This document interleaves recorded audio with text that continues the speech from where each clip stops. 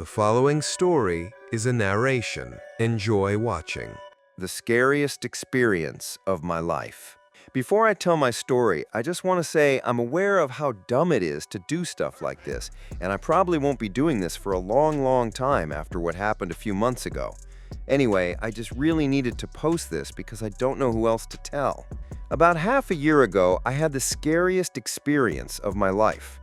For context, I'm a dumb teenage boy who sneaks out every now and then just to walk around at night. I find something very peaceful walking around after dark, but my parents have never let me stay out past sunset. So for about a year, whenever school gets hard or just life in general gets stressful, I sneak out and just walk around for about 2 hours or so. Anyway, the night I'm talking about began with me deciding to go for another 2 a.m. ritual. I grabbed a sweatshirt, got on my shoes once I was outside, and hopped the fence to freedom. After I was safely away from my neighborhood, I took one of my usual routes, which is cutting through another neighborhood and walking onto a winding road, where I then walk down the middle of it and head towards a circle of shops and fast food restaurants. I was probably there for a solid chunk of time, just walking in the loop and ending up sitting on a bench. At some point, I picked up a plastic spoon on the ground and started to grind it against the pavement until the spoon part was half gone out of boredom. This is important later. I was chilling there for a bit before I decided to walk around a bit more, and I eventually ended up at a park like 10 minutes away from my neighborhood, where I usually end off the night just staring off into the sky. The park itself creeps me out sometimes because at night there's a huge ring of trees surrounding all sides of you, and anyone could watch from the woods. Anyway, shit starts to get real here because I'm staring up into existence, feeling like a philosopher while I'm laying on one of those table benches, when I hear an old man whistle. I probably shot up because I had never had another human interaction on these walks. And I see this old man dimly illuminated by a streetlight by the only entrance of the park. I had seen him before. He's this tall, skinny white guy that walks around our town all day, and I would honestly think he was homeless if he wasn't wearing the same fancy button-up and cargo pants every day. Me and my mom have talked about him, and we think he's mentally disabled and probably lives with a caretaker. I had an interaction with him once. About a year ago, I was walking home in broad daylight when I passed the man who was at that time sitting on a bench. Dude just looks at me and says, "Jesus loves you," with a weird little smirk on his face. I responded with an awkward, "I know," even though I'm an atheist, and didn't really think much of it.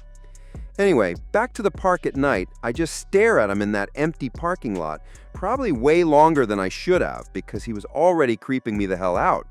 I imagine we were staring at each other for a real long time before he slowly starts walking toward me. And at this point, I'm frozen in fear because why the fuck is this old white geezer out with me at like 3 a.m. in an empty park? I'm standing up at this point when he gets close to me and just gives me this cheeky grin like he knows something I don't yet, and I'm still just gawking at him like a fucking buffoon. Have you ever scoffed at a book or movie when the main character is frozen in fear?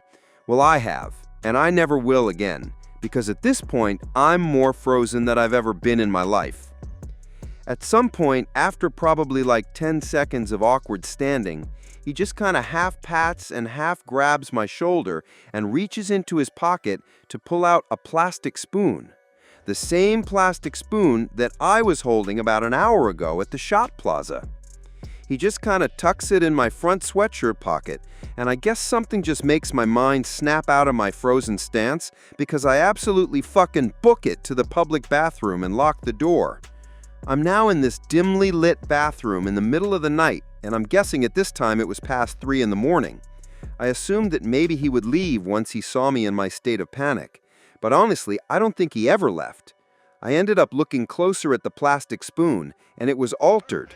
Have you seen that one viral AI-generated image where it looks completely normal at a glance, but you can't identify a single thing? If not, just search up "name one thing in this image." Now imagine that, except a word carved on a plastic spoon, but you can't read it, or even identify any of the letters. I think I sat in that locked bathroom for over half an hour, just contemplating every single decision I've made in the past year that led up to the nightmare I was in at that moment.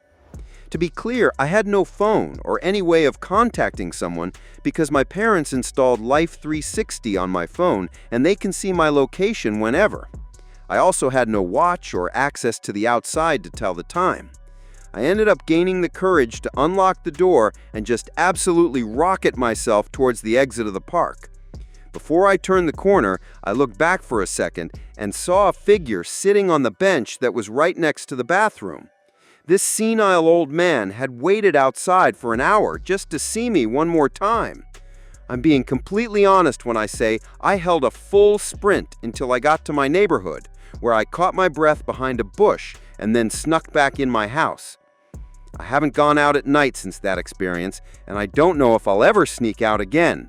I still have the spoon buried somewhere in my wardrobe, but I haven't looked at it in months. Sometimes I think about how long he was following me, and if it was an isolated incident or if he had been stalking me on other late-night trips.